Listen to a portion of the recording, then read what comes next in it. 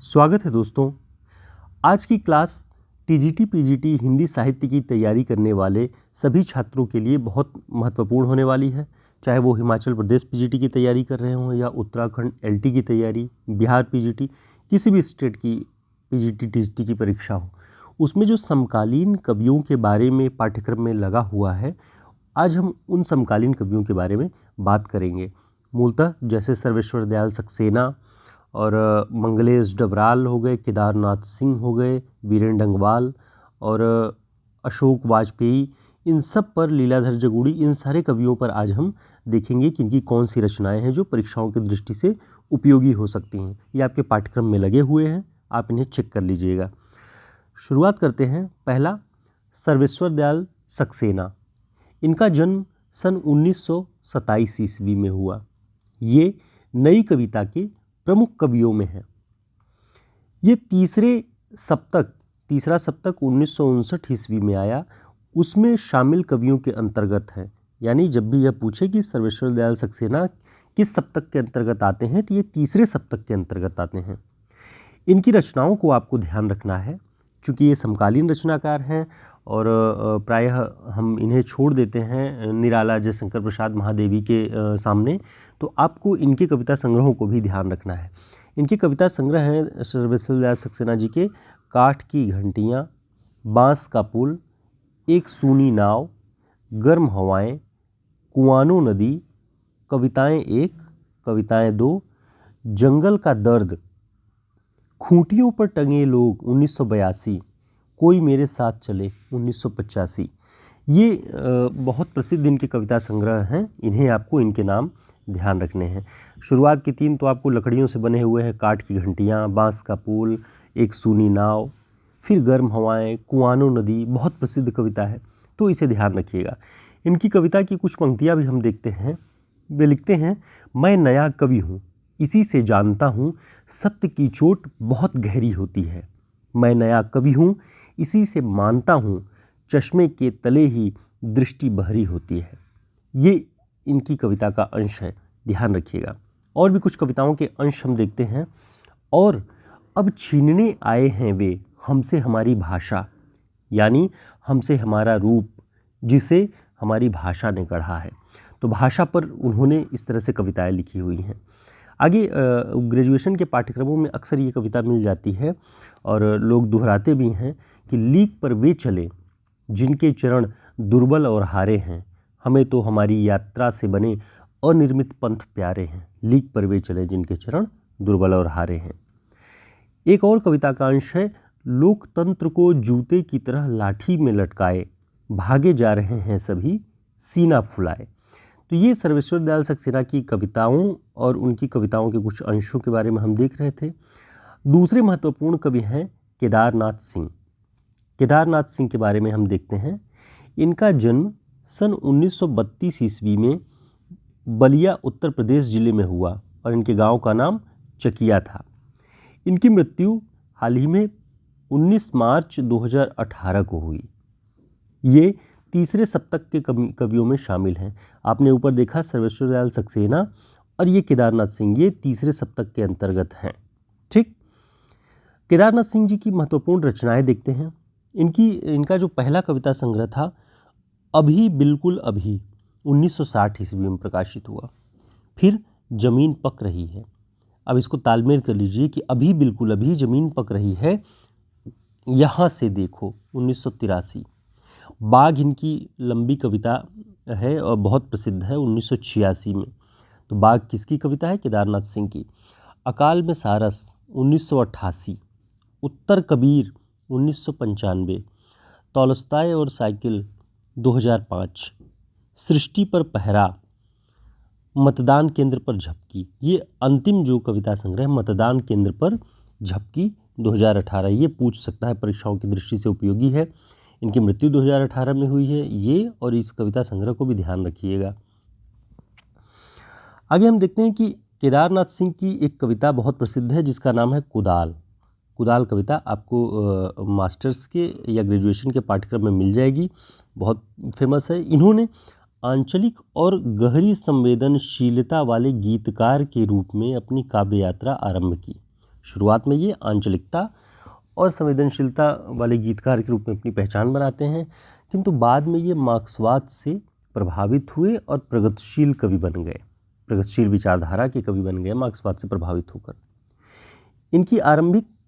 इनकी कविताओं में आरंभिक दौर की गीतात्मकता और बिंबात्मकता समाप्त हो गई और प्रतीकात्मकता प्रधान हो गई। तो बाद में अपनी काव्य यात्रा के अगले पड़ाव में वे प्रतीकात्मक कविताएं लिखने लगे और बाघ नाम की जो उनकी कविता है वो प्रतीकात्मकता पर आधारित सबसे बेहतरीन कविता मानी गई है। दैनंदिन जीवन यानी रोज़मर्रा के जीवन का अंकन उनकी कविताओं में मिलता है, जो उनकी विशिष्टता है, ध्यान रखिएगा। अगले महत्वपूर्ण कवि हैं वीरेन डंगवाल।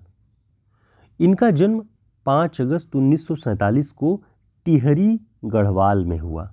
कब हुआ? 5 अगस्त 1947 को। इनकी मृत्यु 5 सितंबर 2015 को हुई।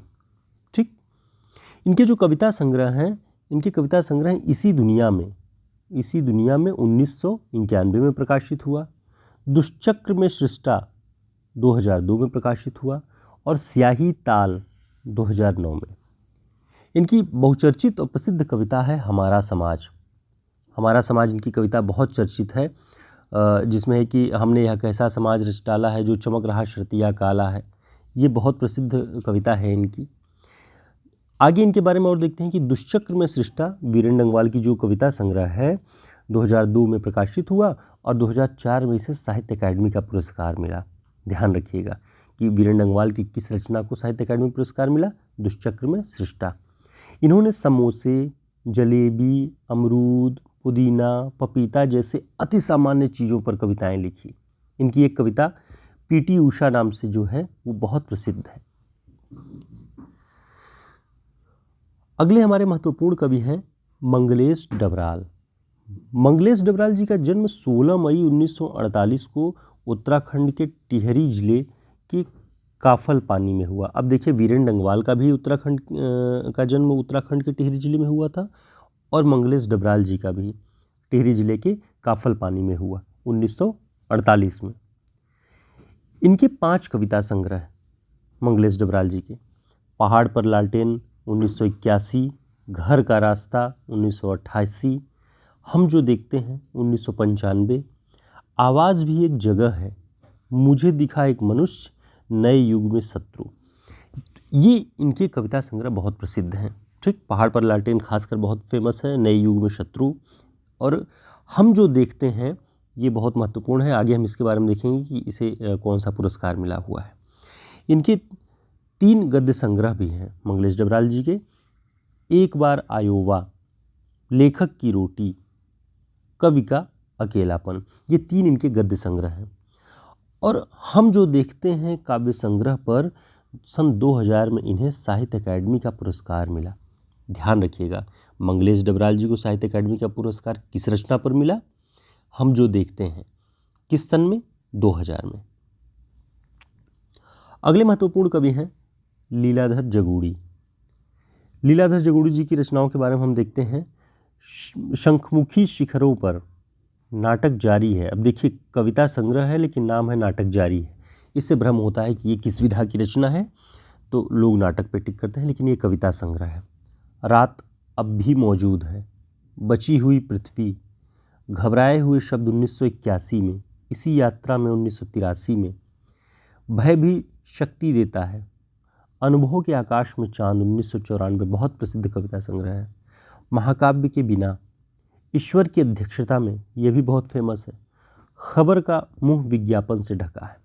मूलतः जो ये लीलाधर जगूड़ी जी हैं, इनकी कविताएं बाजारवाद को केंद्र में रख के लिखी गई हैं और वैश्वीकरण की जो प्रक्रियाएं मनुष्य के जीवन को आतंकित करती हैं और बाजार किस रूप में मनुष्य को घेरे हुए हैं, उन सब का अंकन इनकी कविताओं में दिखाई पड़ता है।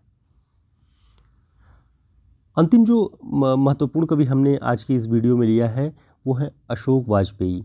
इनका जो कविता संग्रह है वो है शहर अब भी संभावना है 1966, एक पतंग अनंत में 1984, इतने से 1986, तत्पुरुष 1989, बहुरी अकेला 1992, थोड़ी सी जगह 1994, घास में दुबका आकाश 1994, आविन्यो 1995। अगला महत्वपूर्ण तथ्य यह है कि कहीं नहीं वही इनका जो कविता संग्रह है उस पर सन 1994 ईस्वी में साहित्य अकादमी का पुरस्कार मिला। ध्यान रखना है कि अशोक वाजपेयी जी को किस रचना पर साहित्य अकादमी का पुरस्कार मिला, तो उन्हें 1994 ईस्वी में कहीं नहीं वही कविता संग्रह के लिए साहित्य अकादमी पुरस्कार मिला हुआ है। तो आप देखेंगे कि जिन रचनाकारों की आज के वीडियो में हमने बात की हुई है, इन सब की रचनाएं लगभग सन 75 से 80 के बाद हैं, क्योंकि ये समकालीन रचनाकारों में आते हैं और इनकी रचनाएं बहुत प्रसिद्ध हैं समकालीन हिंदी कविता में। तो आप इन्हें ध्यान रखिएगा, आपके पाठ्यक्रम में भी हैं। और जो कवि अब तक बचे हुए हैं आपके पाठ्यक्रम में, उनके बारे में भी हम बहुत महत्वपूर्ण सारे जितने तथ्य हैं वो लेकर के अगले वीडियो में आएंगे।